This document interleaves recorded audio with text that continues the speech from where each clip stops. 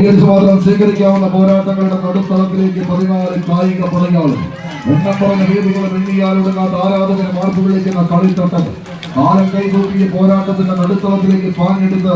ആവേശത്തിന്റെ വീര്യം ചോരാതെ കളിക്കളങ്ങൾ തങ്ങൾക്ക് അനുകൂലമാക്കി കടന്നു പോകാം. ഒരു പുറത്ത് പാലക്കാടിന്റെ സൈന്യം എന്നാൽ മറുപുറത്ത് മലപ്പുറത്തിന്റെ പോരാളി കൂട്ടങ്ങൾ ഉടവാളുകൾ കൊണ്ട് എതിരാളികളുടെ ഉയരെടുക്കുവാൻ ഉദയം ചെയ്ത ജന്മി തമ്പുരാക്കന്മാരുടെ മുഷിലും ഊർജവും അത് ഉടുപ്പിലേക്ക് പകർത്തി എഴുതി ഒട്ടകത്തിന്റെ മുഷിലും ഉടുപ്പിന്റെ പിടുത്തവും ചേർമണക്കുന്ന കാളക്കൂറ്റന്മാരുടെ കുതിപ്പുമായി കോട്ടയ്ക്കലിന്റെ മണ്ണിലെ ആയുർവേദ കൂട്ടിട്ട് എണ്ണത്തോളിൽ 58 ദിവസം ഇങ്ങനെ കിടത്തി തിരുത്തി കാച്ചി കുറുക്കിയെടുത്ത കൈകാൽ കരുത്തുമായി മലബാറിന്റെ മണ്ണിൽ നിന്നും ഏറനാടൻ വന്യപ്പമാരുടെ ബേജാറില്ലാത്ത സുജായി കൂട്ടങ്ങളെ പോലെ കടന്നു വരുന്നുണ്ട് കൂട്ടരെ. ആവേശത്തിന്റെ പൊലിമ ചാപ്പിയെടുത്ത് ഊരനായകന്മാരുടെ നാട്ടങ്കപ്പെട്ടിലേക്ക് തെറ്റമ്മയുടെയും പോറ്റമ്മയുടെയും നാട്ടുകൂട്ടത്തിന്റെയും നാട്ടരങ്ങിന്റെയും പ്രാർത്ഥനകൾക്ക് നടുവിലേക്ക് തോറ്റുകൊടുക്കാൻ മനസ്സില്ലാതെ ജയിക്കാനായി മാത്രം ജന്മം കൊണ്ടവരുടെ പോരാട്ടം ഇത്. പിറന്ന നാടിന്റെ മാനാഭിമാനത്തിന് മുൻപിൽ കമ്പവലിയുടെ കനക സുവർണ കിരീടം കൊണ്ട് കാണിക്കയർപ്പിക്കാൻ കടന്നു വന്ന പാലക്കാടിന്റെ കായിക പടയാളികൾ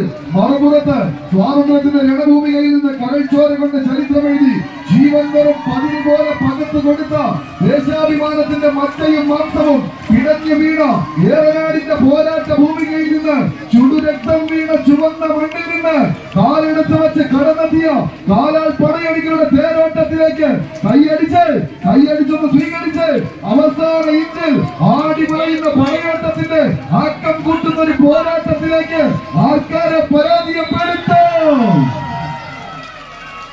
ആർട്ടിസ്റ്റ് കൈപ്പിടിയിൽ ഒതുക്കി യമർഷായി കൊണ്ടോട്ടി മലപ്പുറം സെക്കൻഡ് കോർട്ടിലേക്ക് പ്രവേശിക്കും.